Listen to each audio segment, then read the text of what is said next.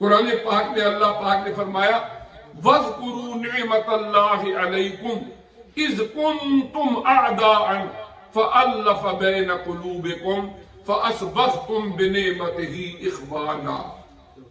یہ مدنی آیت ہے اور ہجرت کے بعد کی ہے، اور پھر اس میں خطاب کن کو ہے؟ تمام حضور علیہ السلام کے مبارک زمانے کے اول مخاطب جملہ اہل ایمان۔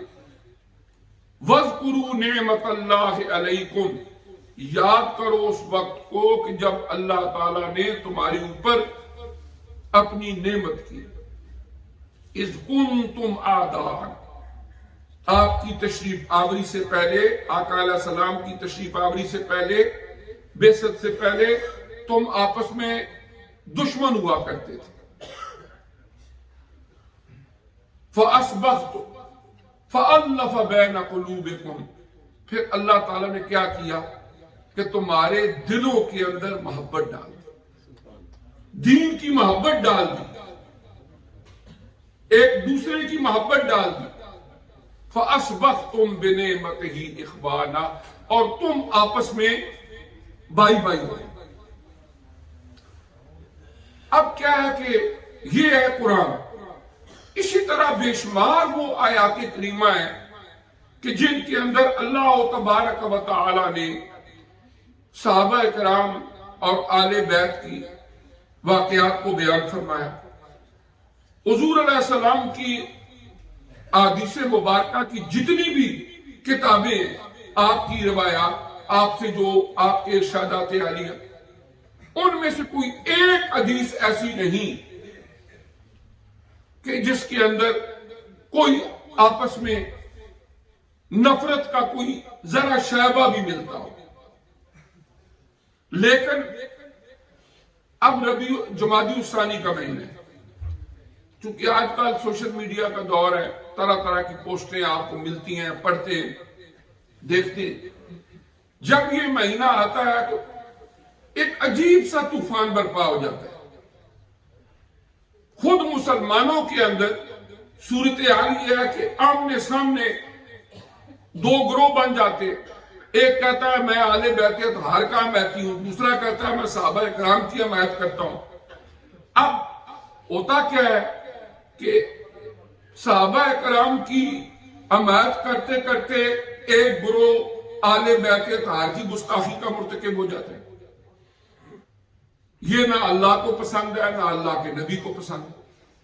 اور دوسری طرف اہل بیت اطہار کی محبت کا راگ الاپتے الاپتے اللہ کے پیارے نبی کے صحابہ کی گستاخیاں کر بیٹھتے، اور یہ بھی اللہ تبارک و تعالی کو اور اللہ کے پیارے نبی صلی اللہ علیہ وآلہ وسلم کو بالکل ہی پسند نہیں۔ اب سوال یہ ہے کہ ان سارے اختلافات کی بنیاد کیا ہے؟ ان سارے اختلافات کی بنیاد ہماری تاریخ کی کتابیں ہیں، اور مختلف ادوار رہے، ان کے اندر تاریخ کی کتابیں مرتب ہوتی رہی، پھر انہی کو نقل کر کے آگے لوگ لکھتے رہے۔ اب غیروں کی ریشہ دوانیاں بھی رہیں، اپنوں کی بے احتیاطیاں بھی رہیں، اور کچھ ایسے راوی جو مجہول ہیں، جو کذاب ہیں، ان کی روایات کو بھی تاریخ کا حصہ بنا دیا گیا، اور اب ان تاریخ کی روایات کو تھامے ہوئے ہم ایک دوسرے کے ساتھ دست و گریباں۔ میں ایک مثال دیتا ہوں۔ آج کے دور کے جتنے مسلمان ہیں، اگر وہ سارے کہہ دیں کہ میں تاریخ کی کتاب پر ایمان نہیں لاتا، نہ میرا کوئی ایمان کا حصہ ہے، میں مانتا ہی نہیں اس کو، تو اس کے ایمان میں ذرا بھی فرق نہیں پڑے گا، اس لیے کہ تاریخ کی کتابیں بعد میں لوگوں کی لکھی ہوئی ہیں۔ لیکن اگر ایک بندہ قرآن کی ایک آیت کا انکار کرے گا، وہ دائرہ اسلام سے خارج ہو جائے۔ اب اللہ کا قرآن فرماتا ہے فَأَلَّفَ بَيْنَ قُلُوبِكُمْ، اللہ نے تمہارے دلوں میں الفت و محبت ڈال دی، فَأَصْبَحْتُمْ بِنِعْمَتِهِ إِخْوَانًا، اور تم اللہ کی مہربانی سے بھائی بھائی بن گئے. اور تاریخ کی کتاب کہتی ہے نہیں وہ تو آپس میں دشمن ہوا کرتے تھے. اب مجھے بتائیں اللہ کے قرآن کو مانے یا تاریخ کی کتاب کو مانے؟ ویسے بھی اصول یہ ہے کہ تاریخ کی کوئی روایت جو اللہ کے قرآن سے ٹکرا رہی ہو اس کو دیوار کے ساتھ مار دو.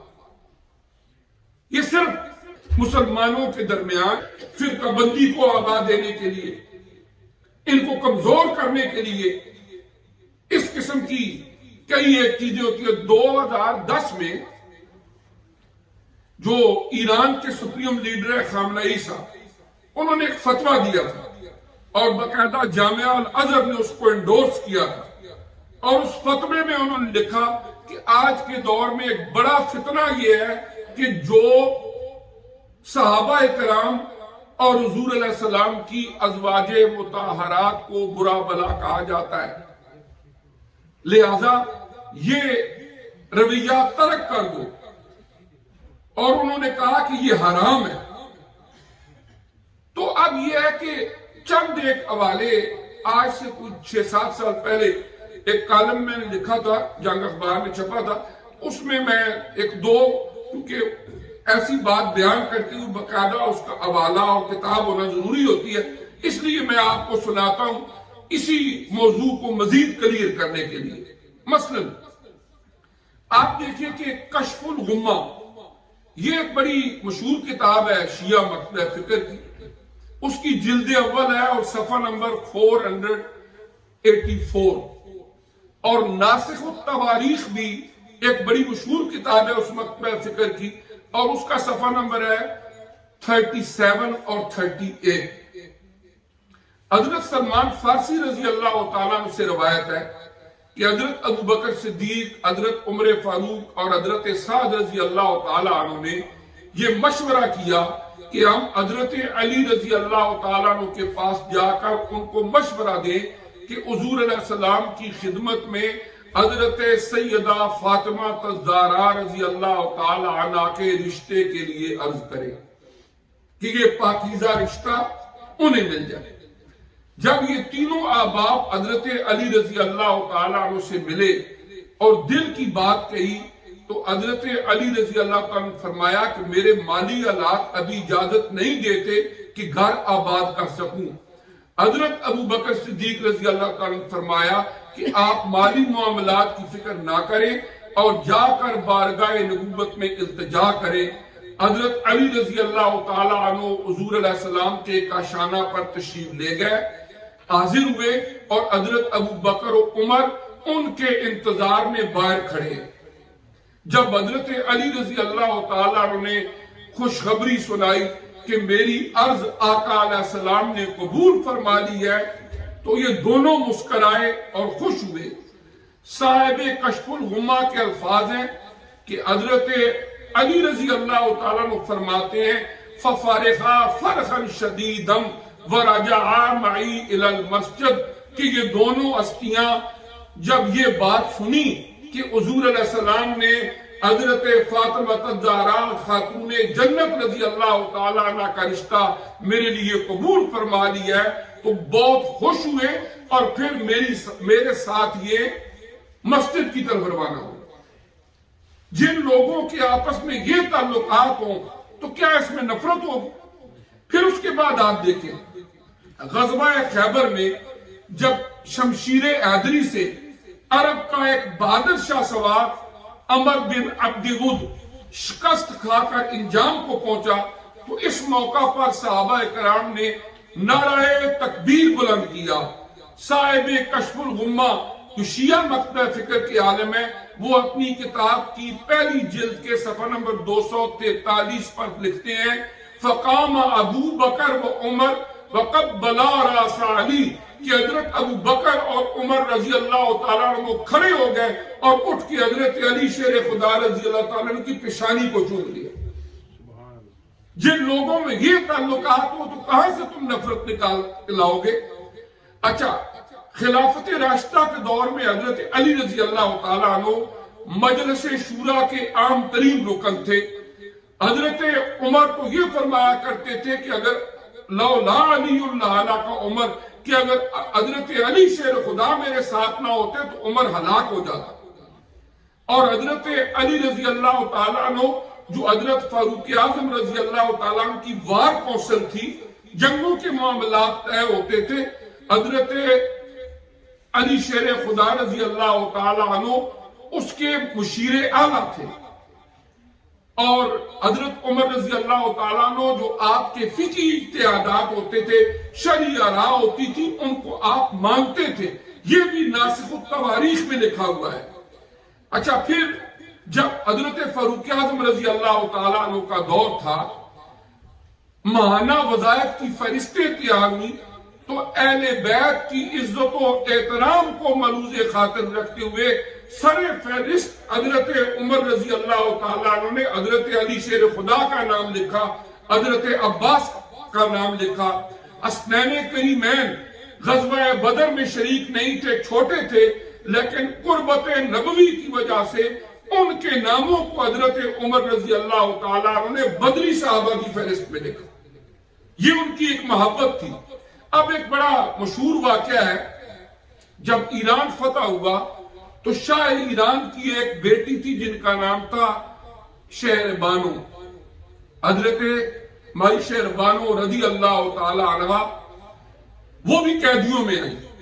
حضرت عمر رضی اللہ تعالی عنہ نے اپنے دور خلافت میں خود ان کا نکاح حضرت امام حسین رضی اللہ تعالی عنہ سے کیا، اور جلاء العیون صفحہ نمبر 497 جو شیعہ مقطع فکر کی کتاب ہے، ایران سے طبع ہوئی ہے، اس میں لکھا ہے کہ حضرت عمر رضی اللہ تعالیٰ عنہ نے مار بھی خود ادا کیا، حق مار بھی خود ادا فرمایا، اور انہی کے بطن پاک سے حضرت امام زین العابدین علیہ السلام پیدا ہوئے، جو حسینی سادات کے جد امجد ہیں۔ حضرت عمر رضی اللہ تعالیٰ عنہ ان کا نکاح حضرت مائی شیر بانو رضی اللہ تعالیٰ خود فرما رہے ہیں، اور جتنے حسینی سید ہیں وہ مرہون منت رہے، احسان مند رہے حضرت عمر رضی اللہ تعالیٰ عنہ، کہ ان کے دور کے اندر یہ نکاح ہوا تھا۔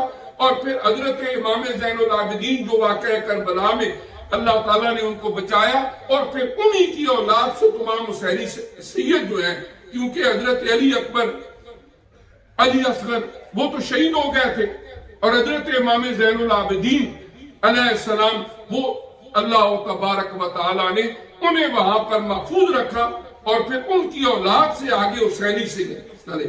تو کہنے کا مقصد یہ ہے کہ صرف ہم نہیں کہتے، بہت ساری ہر مقطع فکر کی کتابوں میں ایسے بے شمار واقعات موجود ہیں کہ صحابہ اکرام اور اہل بیت اطہار آپس میں محبت کرتے تھے۔ ابھی وقت نہیں ہے میں آپ کو بتاؤں کہ کتنی شادیاں ہیں، رشتہ داریاں ہیں کہ جو خلفائے راشدین اور اہل بیت کے درمیان ہیں، اور کتنے ہی نام ہے اہل بیت اطہار کے کہ بعد میں آنے والے، انہوں نے کسی کا نام ابو بکر رکھا، کسی کا نام عثمان رکھا، کسی کا نام عمر رکھا۔ تو کہنے کا مقصد یہ ہے کہ یہ آپس میں ان کے نفرت تھی، انسان ہے، کبھی کبھار غلط فہمی بھی پیدا ہو جاتی ہے۔ ہم ان کو صحابہ اکرام کو معصوم تو نہیں مانتے، معصوم تو اللہ کے نبی ہیں یا فرشتے۔ اگر کوئی کمی کمزوری کسی وقت چھوٹی موٹی ہو بھی جائے، جب انہوں نے اپنے معاملات کو سیٹل کر لیا ہو تو آپ اور میں کون ہوتے ہیں کہ لات اٹھائے؟ کوئی صحابہ اکرام کی اصلاح کرنے چلا ہے، کوئی اہل بیت کی اصلاح کرنے چلا ہے۔ ہمیں تو ان کی غلامی چاہیے، ہمیں چاہیے کہ ہم ان کے پکے سچے غلام بن جائیں، ان کے نقش قدم پر چلیں۔ اور ہمارے بزرگوں نے ساری زندگیاں لگا دی اس پر کہ مشاجرات صحابہ، ان کے اگر آپس میں کچھ معاملات ہوئے تو آپ کو جج بننے کا کوئی حق نہیں ہے کہ بیٹھ کے فیصلے کریں۔ آج کے دور میں اگر کسی کی ماں اور باپ میں تلخی ہو جائے تو بچہ کھڑا ہو جائے اور باپ کو کہے تو نے یہ کیا، تو غلط ہے، ماں کو کہے تو ایسی ہے ویسی، اس کو یہ حق نہیں پہنچتا۔ اگر ماں باپ کے درمیان تلخی ہوئی ہے، اس کے دونوں ماں باپ ہے، انسان ہے، ایسا ہو بھی جاتا ہے، وہ بے ادبی نہ کرے۔ اگر ان میں بھی کوئی اختلافات کسی موقع پر ہوئے بھی اور معاملات کو سیٹل کر لیا گیا، تو اب آپ اور میں جہاں پر نہیں سیٹل ہوئے، قیامت تک ہم حمایت نہیں کر سکتے۔ حضرت امام حسین رضی اللہ تعالیٰ عنہ نے اپنی جان قربان کر دی، لیکن نامہ پاک کے تقدس پر آنچ نہیں آنے دی۔ تو اس طرح یہ ہے کہ ہمیں ان معاملات میں الجھنے کی بجائے اور باس مباحثے کی بجائے جب آل بیت اطہار اور صحابہ کرام کی عظمتیں اللہ کا قرآن بیان کرتا ہے، اللہ کے نبی کے ارشادات ہیں، اور بے شمار کتابوں کے اندر ان کی محبت کے واقعات موجود ہیں جو ہر مکتبہ فکر کی کتابوں میں لکھے ہوئے ہیں، تو جب ان کی آپس میں محبت کے واقعات موجود ہیں تو آپ نے ضروری نفرت پھیلانی، اور وہ بھی تاریخ کی کتابیں پڑھ کے طرح طرح کے ادوار آئے، بنو امیہ کا دور آیا، بنو عباس کا دور آیا، دیگر ادوار آئے، کتابیں لکھی بھی گئیں، ان کو اندر تبدیلیاں بھی کی گئیں، طرح طرح کے لوگوں نے ان کے اندر۔ اب وہ کتابیں آج جب ہمارے ہاتھ میں آتی ہیں تو ہم پڑھ کے آپس میں لڑنا شروع کر دیتے۔ ہمارے لیے معیار اللہ کا قرآن ہے اور اللہ کے نبی کی حدیثیں ہیں۔ بعد میں آنے والی تاریخ کی کتابیں اگر وہ اللہ کے نبی کی حدیث اور قرآن سے موافقت رکھتی ہیں تو ہم ماننے کے لیے تیار ہیں، اور اگر اللہ کے نبی کی حدیث سے اور قرآن کی آیات سے ٹکراتی ہیں تو ہم ان کو اٹھا کے دیوار پر مارتے ہیں۔ اس لیے کہ ہم ایمان لائیں اللہ کے قرآن پر اور نبی کریم علیہ السلام کی ذات اقدس پر۔